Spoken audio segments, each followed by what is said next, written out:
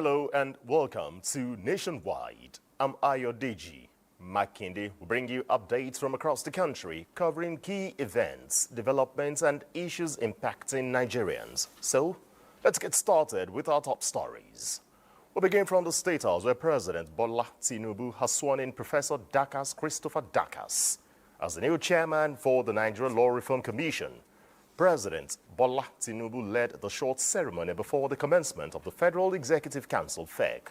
This Wednesday, the president also swore in Uchenna Eugene as a commissioner in the same commission. The new chairman, Professor Dakas, promises to launch an immediate process to update some outdated laws in the country.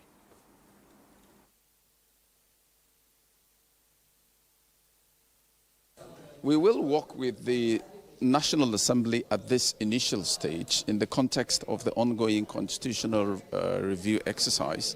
And we will also be deliberate about identifying and proposing for reform some of the very obsolete laws that we have. It will interest you to know that quite a number of our laws date back to colonial era, and very many of them are still on the statute books. Many of them are not fit for purpose, and I'm confident that working with the National Assembly and the executive, we will advance the law reform agenda in this country in a manner that inspires confidence in Nigerians and other stakeholders. State House correspondent Musbao Danwahab reports that the council members also observed a minute's silence in honor of a two-time member, Audu Ogbe, who passed away last week. May his soul rest in perfect peace.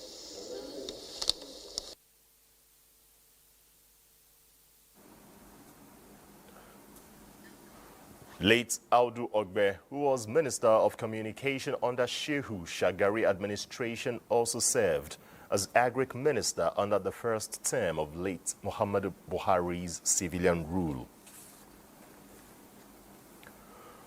The federal government is providing a strategic platform for inclusive dialogue in the development of the steel industry in Nigeria. Vice President Kashim Shettima gave the assurance at the 2025 National Steel Summit in Abuja. State House correspondent Abdurrahman Jibrila reports. To deepen impact, we are establishing an industrial park within the Ajaokuta area. It will host a free trade zone. It will include a gas park. It will house a military industrial complex. All of this will draw from the infrastructure already in place. They will position Ajaokuta as the industrial heart of our nation. Rebuilding and consolidating Nigeria's steel industry, collaborative action for sustainable growth and global competitiveness is the theme of this summit, aimed at generating ideas and views to determine the strategic options available to Nigeria in achieving the major goals of ensuring self-sufficiency in steel production. A technical and financial audit of Ajaokuta, approved by the Bureau of Public Procurement, is currently ongoing. It will inform our next steps and shape investor selection. Our journey is not limited to old dreams. We are building new pillars. We have launched the construction of 5 mini LNG plants in Ajaokuta. These are valued at over $500 million. The project is in partnership with NNPC Limited and private sector stakeholders. We are also concluding an arrangement with the Ministry of Defense and the Defense Industries Corporation of Nigeria, DIC, that will enable us to commence the production of military hardware at the Ajaokuta Engineering Workshop. Meeting with stakeholders is essential in evaluating the state of the steel industry, exploring investment opportunities, identifying policy and infrastructure gaps, and adoption of a roadmap for the revival and sustainable development of the industry.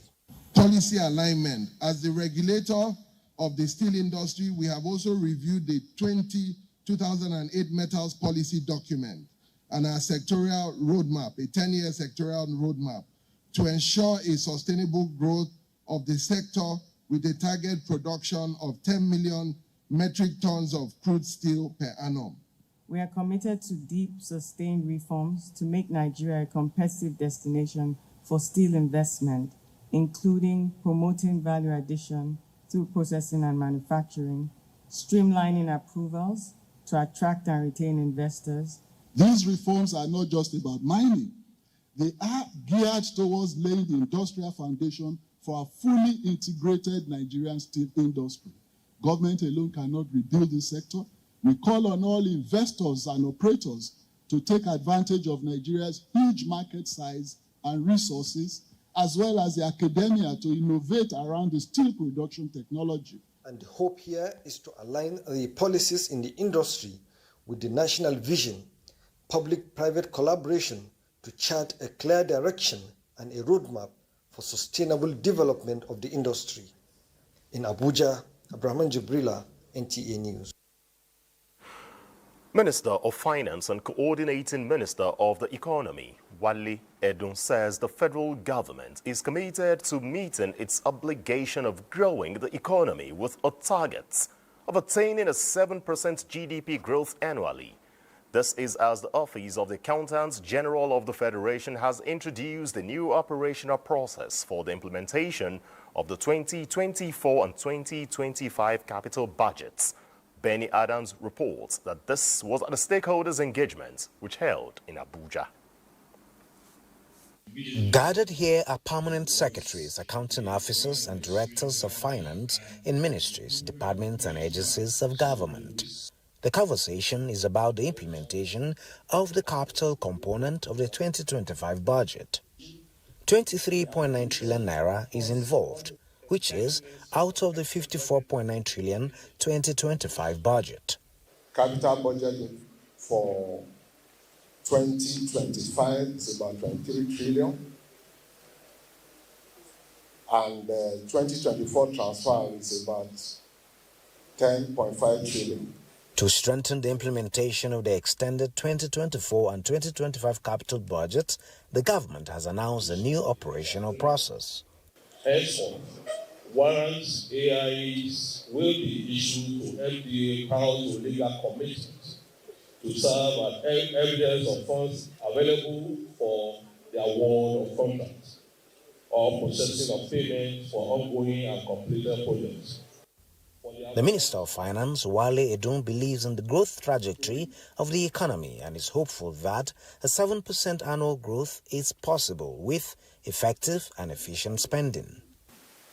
The economy is growing at about 3.5%, which is above population growth, but that's not the target. The target is to at least double population growth, get to about 7% per annum consistently with rapid, sustained, inclusive growth, then millions of Nigerians will be lifted out of poverty. According to the new guidelines, commencing from third quarter of 2025, the Office of the Accountant General of the Federation will prepare a quarterly cash plan for cash management, while the Minister of Finance approves warrants for contracts. In Abuja, Benny Adams, NTA News.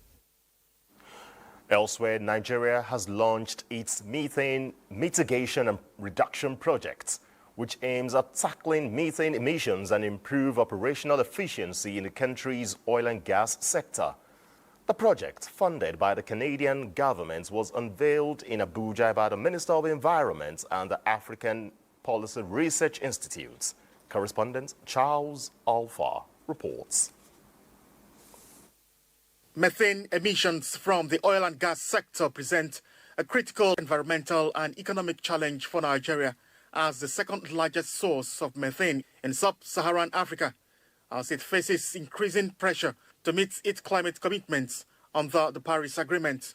Methane is reported to be responsible for about half the current global warming, that is 0.5 degrees Celsius of today's temperature rise, 80% more potent than carbon dioxide by over 20 years. But at this clearing the air, advancing methane mitigation and reduction in Nigeria's oil and gas sector, actors believe reducing this short-lived pollutant can cut global warming by 0.3 degrees Celsius by the 2040s, while delayed action means locking in decades of avoidable warming. With today's launch, the project formally closes out with a policy brief to be released shortly.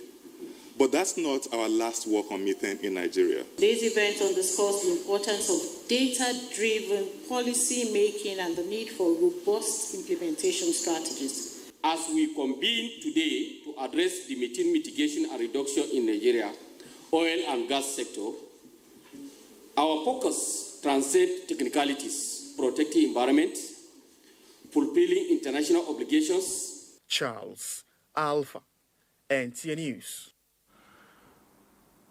Let's move on to a bit of accountability, where the House of Representatives Joint Committee on Certificate Racketeering has embarked on oversight to some agencies as a step of addressing the issues surrounding certificate racketeering among Nigerian students.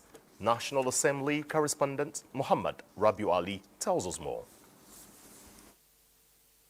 Cases of certificate racketeering by Nigerian students, allegedly with the connivance of some government officials, prompted the investigation by the House Committee. The Ministry of Interior was a first port of call to assess passport and data records of students studying overseas. Is to rub minds and identify areas that require legislative intervention and the best way to curb the proliferation of this menace. The committee also visited the Nigerian Council of Food Science and Technology, the National Center for Technology Management, and the Nigerian Institute of Science Laboratory Technology, all on the same mission. The Joint Committee stated that they are not out for witch hunt, but tackling a national problem. The oversight visits continue with other MDAs. Muhammad Rabiu Ali, NTA News. The chairman of the Economic and Financial Crimes Commission, EFCC, Ola Olukoyede, says many public officers are now perfecting the antics of anticipatory declaration of assets to justify their intended stealing of public funds and other acts of corruption. The chairman stated this at the launch of a virtual tool on the Code of Conduct for Public Officers organized by the Code of Conduct Bureau, CCB, in collaboration with the Technical Unit on Good Governance and Anti-Corruption Reforms, TUGA. To prove this notion, the chairman cites how investigation reveals properties valued at over 3 billion naira declared in a CCB form carried an address different from the address of the location of the property, but further interrogation indicates that the person declared the property when the property was not in existence. The chairman of the Code of Conduct Bureau, Abdullahi Usman Bello, explains that the virtual tool will promote transparency, make public officers to be accountable, and carry out their duties in high esteem. In another development, the Economic and Financial Crimes Commission has granted administrative bail to the former Sokoto State Governor, Aminu Tambuwal, a day after detaining him over alleged fraudulent cash withdrawals totaling 189 billion naira. Tambuwal, a senator representing Sokoto South in the Senate, was freed after meeting his bail conditions. He had honored an EFCC invitation on Monday, arriving at the Commission's headquarters in Abuja at about 11:30 in the morning, where he was interrogated and detained overnight. Tambuwal is being investigated for alleged several withdrawals during his tenure as governor of Sokoto State, which actually allegedly violated the Money Laundering Prevention and Prohibition Act of 2022. From Abuja, let's go to Kano State, where community safety has become a pressing topic. Reports of phone snatching, street disputes, and other crimes have prompted experts to examine the role of substance abuse. In response, elders under the auspices of the Arewa Consultative Forum, Kano chapter, have convened to discuss practical measures aimed at reducing crime and strengthening community resilience. Fatima Sanusi Karaye reports. As daily life in Kano continues, the rising cases of phone snatching and neighborhood disputes are testing the city's sense of security. What was once seen as petty theft has turned aggressive, with victims sometimes injured or even killed. She actually said, "Where is your phone? Where is your phone?" So before I even attempt to do anything or to bring even the phone or even to understand or grasp what is happening, then I realized that he has already even caught my hand. And in some communities, small disagreements now escalate into communal clashes, disrupting harmony. Experts link much of this unrest to substance abuse that erodes social order. This society is used to be known to be very productive, very peaceful, and very forward-looking. But unfortunately, circumstances and the experiences have combined to work against a lot of situations. We now cooperate to address the issues that are worrisome to the state, including drug addiction, child trafficking, banditry, and phone snatching. And this is exactly what even the Kano people, the ordinary people, have been clamoring for. We need to come together to unite ourselves and operate as a family. For Kano, this is more than a discussion on crime.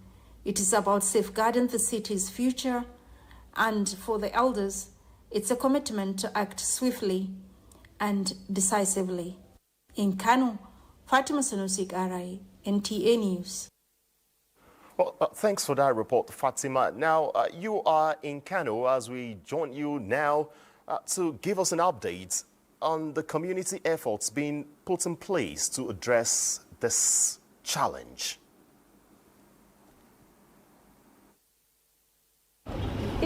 Thuggery, phone snatching, and other petty thieves in Kano are eroding peace and security.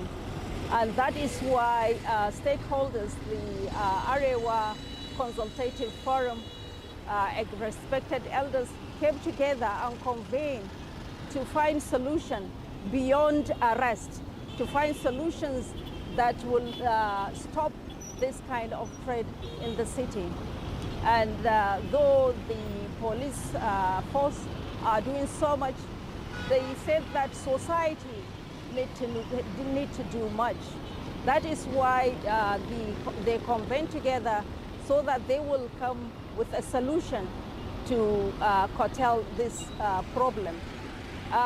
According to experts, they associated drug use to these crimes. So what is happening is that we in Kano, we have the level of drug abuse is rising, and the ages of those using drug is going down. I mean, you can find a boy or a girl of 13 years taking drugs, which is really disturbing.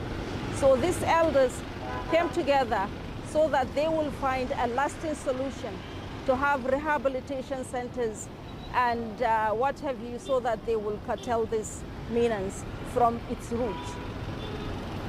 Well, that's interesting to know, Fatima in Kano, for that update. And now, of course, the wisdom of the elders will always go a long way in shaping the society and changing the direction of the youth into more productive means other than substance abuse. Thanks for your contribution, Fatima in Kano. Let's also tell you that the Minister of Aviation and Aerospace Development, Festus Keyamo, after consultation with critical stakeholders, resolved to withdraw charges against Comfort Emanson, as well as lifting the no-flight ban on music icon Wasiu Ayinde Marshall, popularly known as Kwamwan. In a statement through a special assistant on media, Tunde Moshood, the minister says arrangements are on to release Comfort Emanson from Kirikiri Correctional Facility within this week. NCAA is expected to reduce Kwamwan's flight ban to 1 month, and FAN will collaborate with him as a public ambassador for proper airport security protocol awareness. The minister further stated that Value Jet pilots Captain Oluranti Ogoyi and First Officer Ivan Oloba will have their licenses restored after serving a 1-month suspension and undergoing mandatory professional reappraisal. Additionally, airline operators will also hold dedicated sessions focusing on their staff conduct towards the traveling public. Minister Keyamo also directed a sector-wide security retreat to focus on retraining security personnel on managing disruptive passengers, techniques for de-escalating potentially explosive situations, and improving staff-passenger relations as well as professional conduct. The minister emphasized that these resolutions were taken purely on compassionate grounds and do not signal tolerance for breaches of aviation's safety or security regulations. Time now to go over to our Lagos Network Center, and Awal has the next set of reports.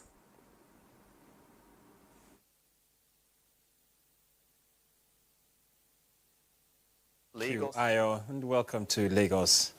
The federal government is working towards creating a platform where every Nigerian child, regardless of background, will have the opportunity to acquire meaningful skills that can lift them out of poverty, drive innovation, and contribute to national development. This was re-echoed by the Minister of Education at a one-day sensitization workshop for stakeholders on the National Policy on Skills Development in Lagos. Diana Ajale reports.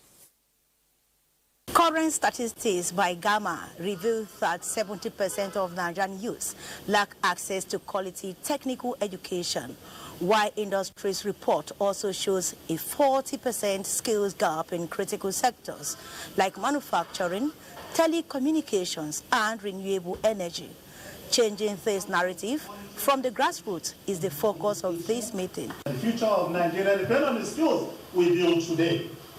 And we have commenced the construction in February 2025. We can work together to build a skilled workforce that will drive economic growth and create a more prosperous future for all Nigerians. The government is very serious about skills. We're hosting this meeting together with the ministry to ensure that every state across the country has their action plan developed. In his message to the gathering, the Minister of Education, Dr. Tunji Alausa, pointed out that the policy, which is designed to accommodate learners from formal and non-formal education, aims to address the urgent need for a paradigm shift and move beyond traditional learning to embrace a more holistic and pragmatic approach that would create visible empowerment opportunities for Nigerians as well as reduce the number of out-of-school children.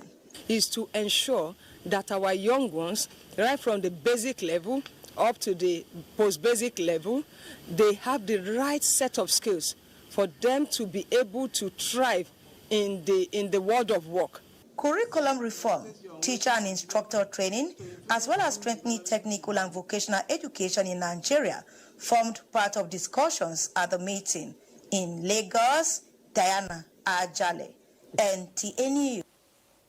The Nigerian Union of Pensioners in Lagos is demanding immediate implementation of pension entitlements of its members from the federal government to serve as safety net for them. The union registered the grievances in a peaceful protest. Ime Udori's report is here presented.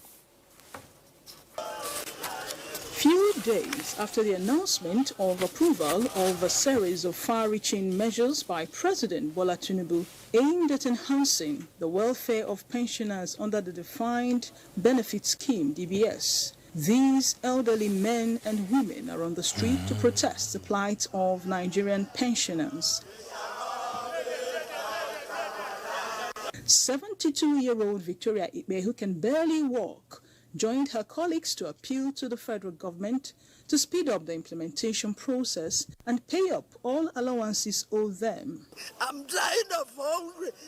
My in-law that used to take me dry since June, he has not been buried. No money for me to eat.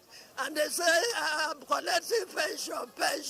Where is the money? If they follow up everything that they lay down for pensioners, it will be better. National Chairman, Coalition of Pensioners, Comrade Mukaila Ogumbote says the union is demanding implementation of the federal government's approved 32,000 naira pension increment for the month of August and other pending incentives. That money is very, very crucial to us. Implementation of 32,000 increment, 25,000 palliative, the turn-hour deduction of a monthly pension. It would be recalled that the federal government had earlier directed the immediate rollout of free healthcare access initiative for low-income retirees under the Contributory Pension Scheme, CPS, a critical component of social protection for retirees. And those are the reports from Lagos. Nationwide continues in Jos after the break. Don't go away.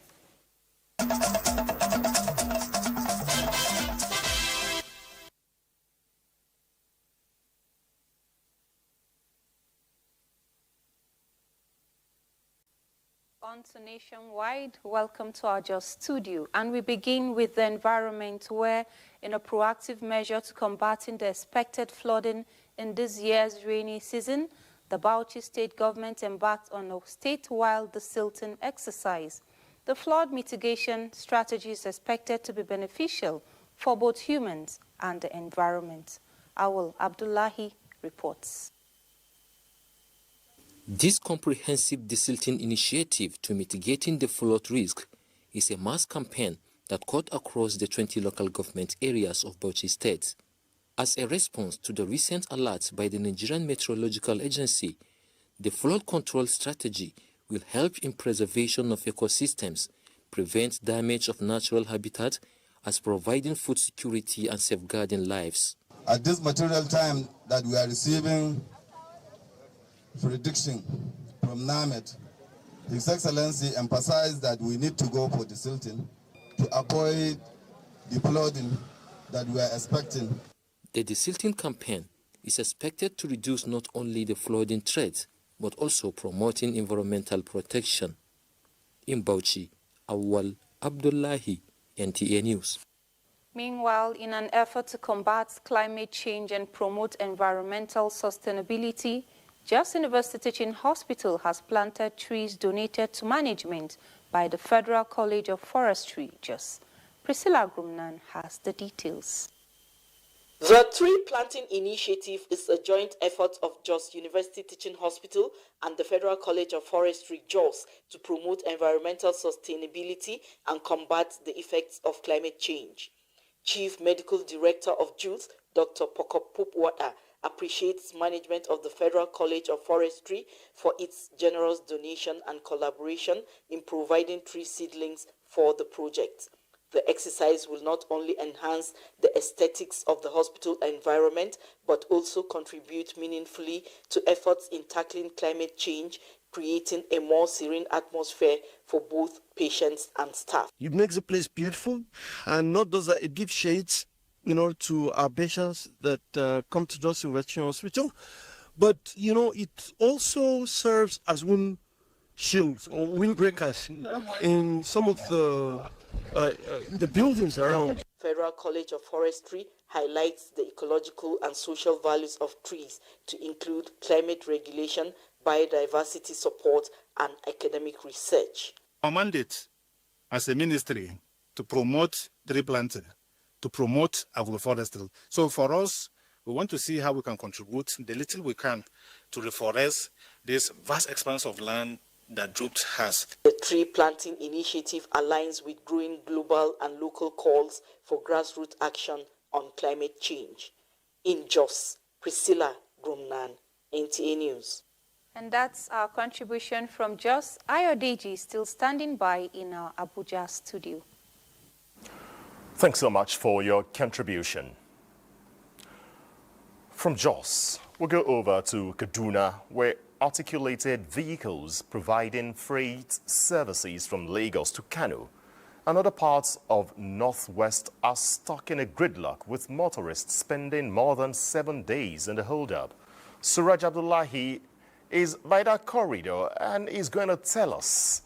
I just told us actually that some workers have had to sleep in their offices because of the motorcade that prevented access to some areas, while fear is heightened over the condition of the only bridge, which Chikon local government and Kaduna South that bring us up to speed.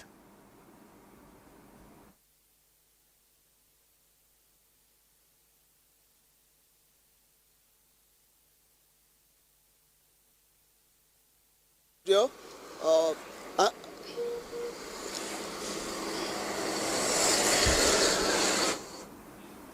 now at the, Nnamdi Azikiwe bypass, popularly known as Western Bypass here in Kaduna. As you can see me, behind me is heavy trucks, articulated vehicles. It's a kind of heavy gridlock that has been here for some days now. One thing to note is that this particular road is a kind of link between the northern part of the country and the southern part of the country. No one passes to to the states of Kano, Katsina, Sokoto, and Zamfara without passing through this particular road. But for some days now, almost a week, that this road has been witnessing serious, severe gridlock, a situation that caused a lot of economic setback to the motorists, not only the motorists, but also the traders and residents of this area. This actually may not be unconnected to the ongoing reconstruction and rehabilitation of this particular, highway. If you can see, it's a dual carriage, of course, and this dual carriage, one of the lane by my right, you can see it's very smooth and motorists are, applying the road freely. But the other end, which is the left side of where I'm standing, is very rough because the construction has not reached to this level. So what the residents are saying is that the construction work is taking a snail pace. That is the reason why this gridlock is persistent here on daily basis.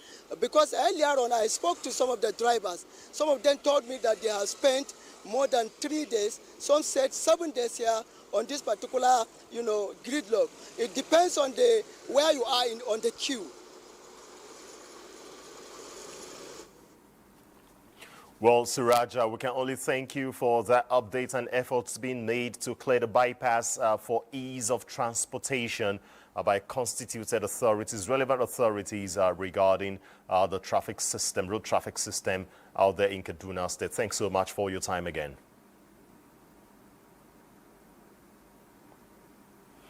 From Kaduna, we return to Abuja, where the MacArthur Foundation has donated 10 units of laptop computers to the News Directorate of the Nigerian Television Authority.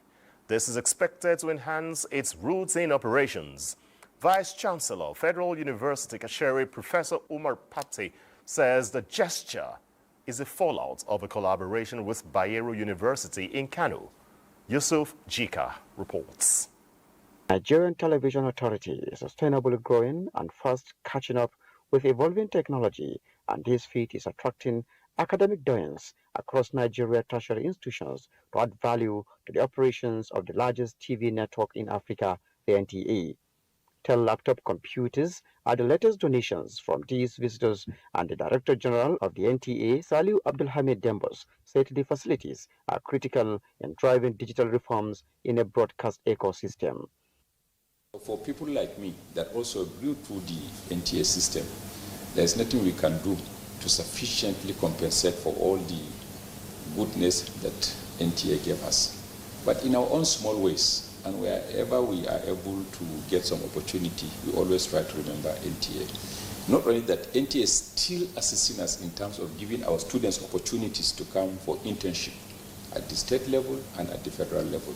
It's going to help in a very big way to enhance the job of our reporters and, of course, our editors in the news directorate.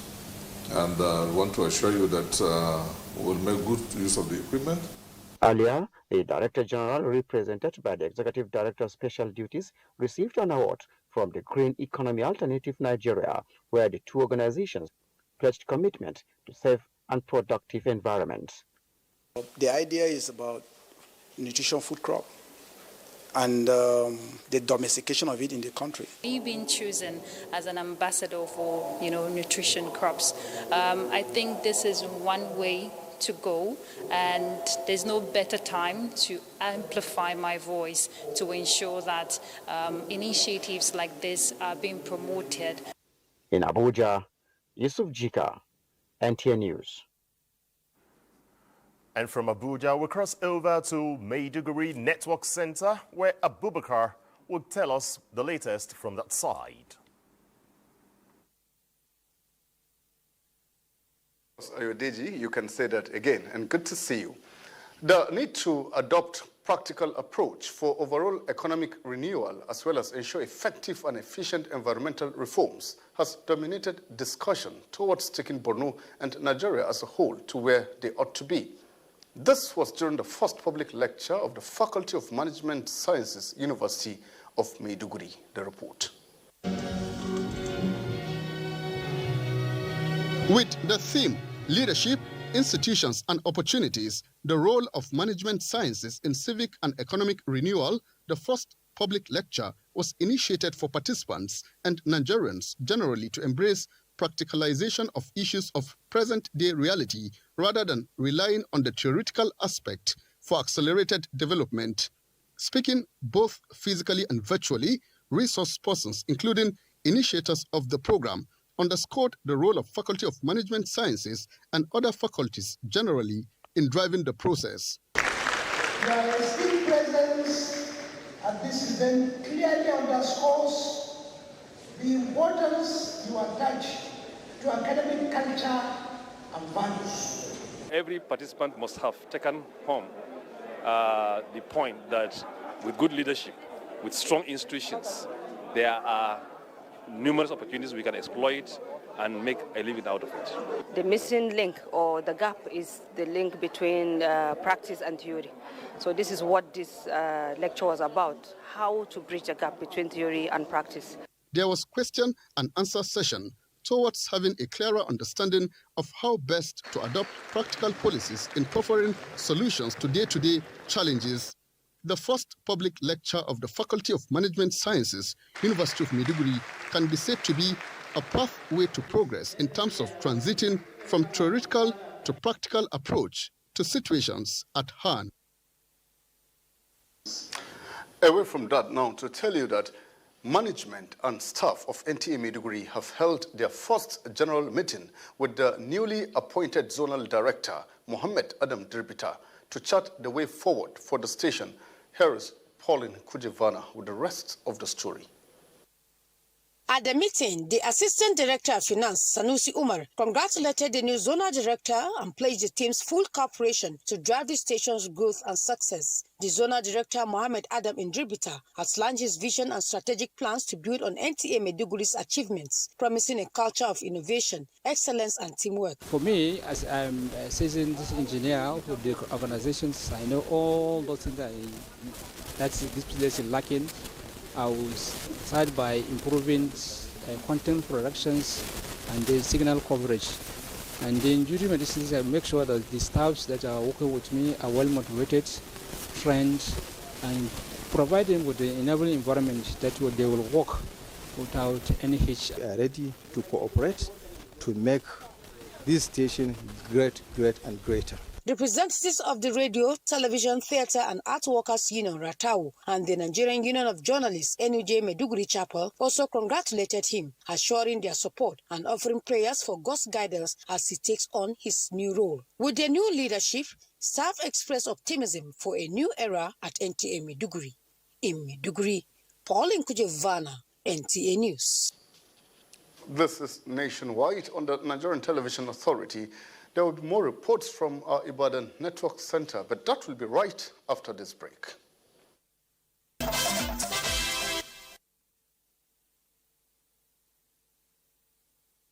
To Ibadan. Few days to the conduct of by-election into the vacant seat of Ibadan North Federal Constituency in the House of Representatives come Saturday, August 16th. Oyeyinka Omole examines the level of preparation by major players in the much-awaited election. With 19 political parties in the state expressing interest to participate in the by-election in Ibadan North Federal Constituency, INEC in Oyo State intimated representatives of the political parties at the stakeholders meeting with what is required of them ahead of the August 16th exercise. We admonish every party to always play the game according to the rules. It's just an election, a one local government federal election. Resident Electoral Commissioner Oyo State, Dr. Ramontela, while pledging the readiness of the commission, disclosed that the by-election will take place in 152 polling units in 12 registration area centers and wards, with 272,196 registered voters and 217,980 voter cards collected.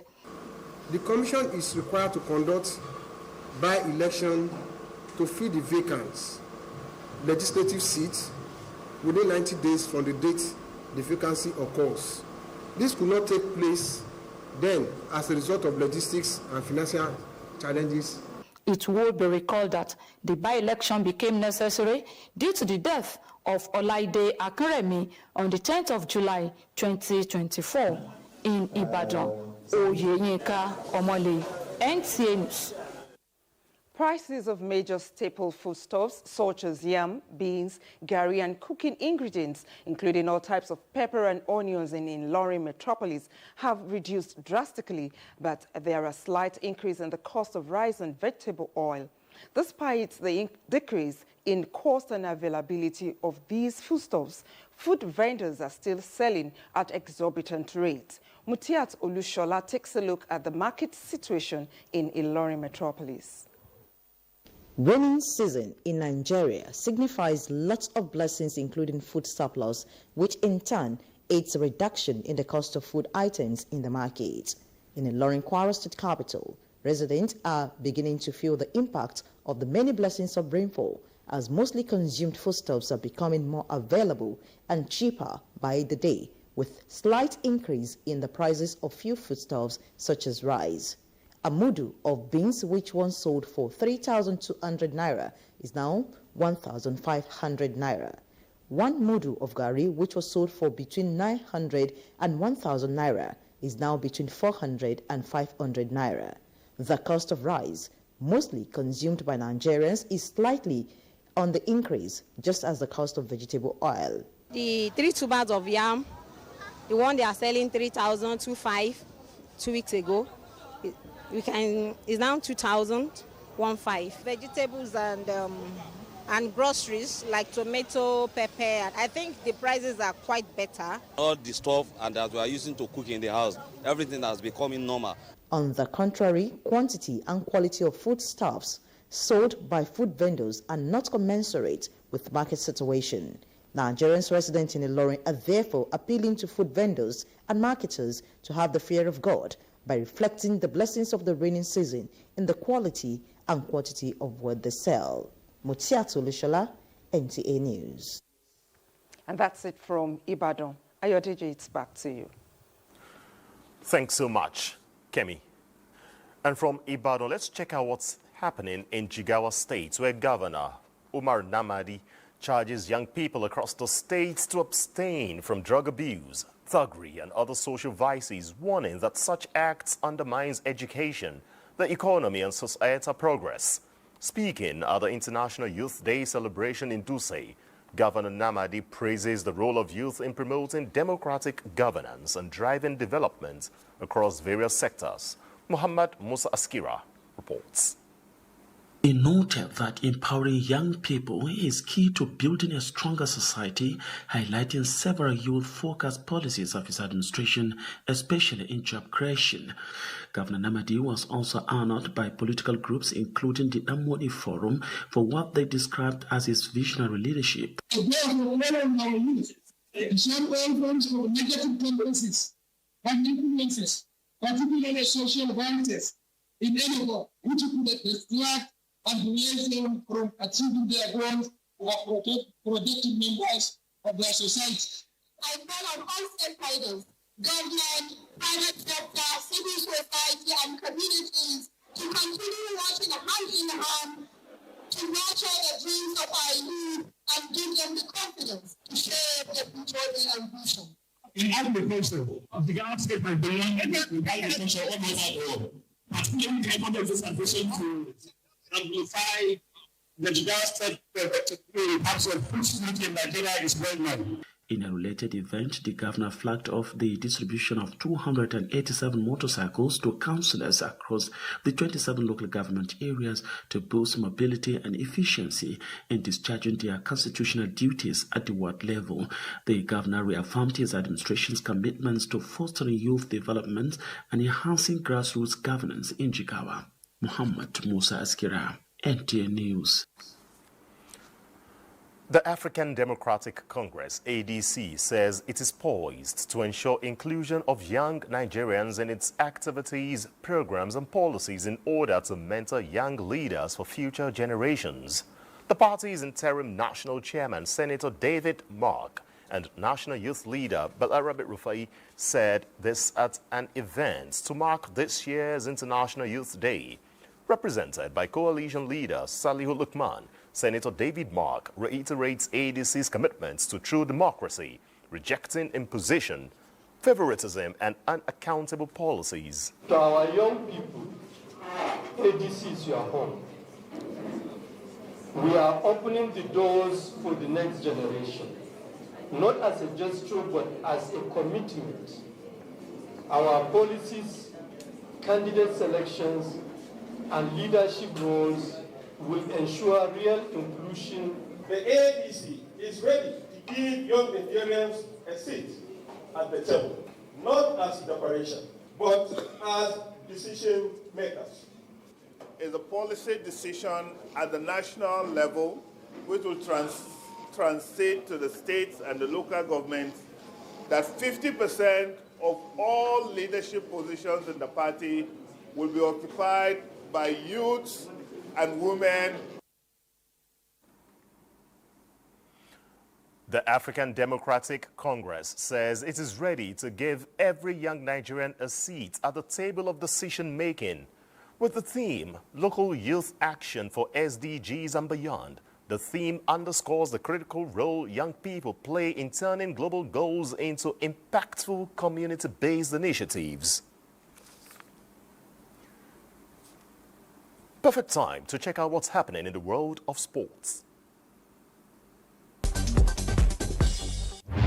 36 years ago, Nigeria and the entire world lost a promising young talented footballer, Sam Okwaraji, who died on the field of play during the 1990 World Cup qualifier between the Super Eagles and Angola at the National Stadium, Surulere, Lagos. To keep his legacy alive, Sam Okwaraji Foundation has instituted an annual under-16 All-Secondary School Football Championship, which kicks off in November 2025. I believe that education and sports can be powerful tools for nation building, and we hope to inspire young people to emulate Okwaraji's example.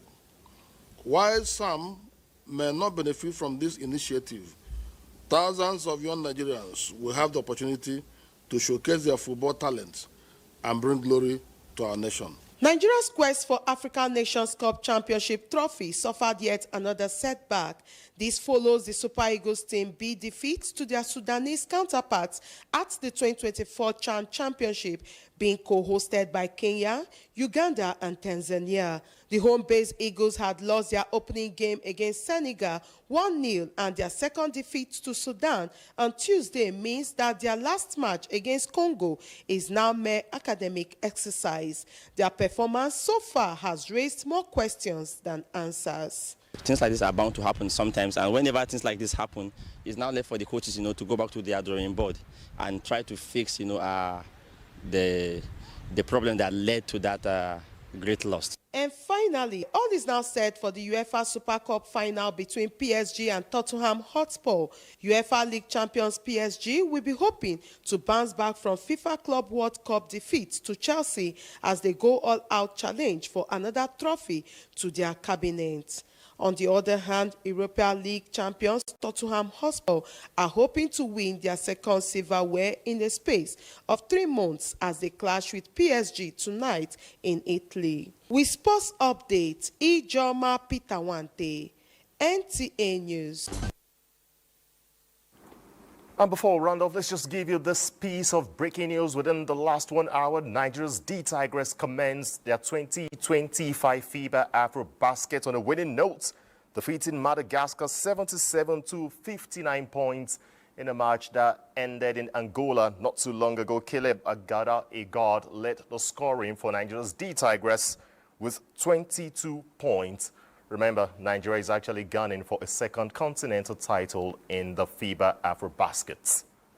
And that's nationwide. I'd like to thank you for watching. I'm Ayodeji Makinde. On behalf of the entire production crew, enjoy the rest of our broadcast. Bye-bye.